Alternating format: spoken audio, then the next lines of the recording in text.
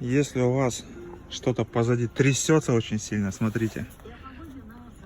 Нормально, да? А теперь вот это. Просто разваливается.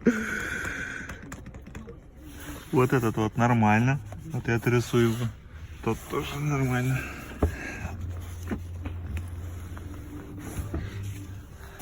Вот, нормально. Этому тоже хана. Здесь сзади вообще никто не ездит.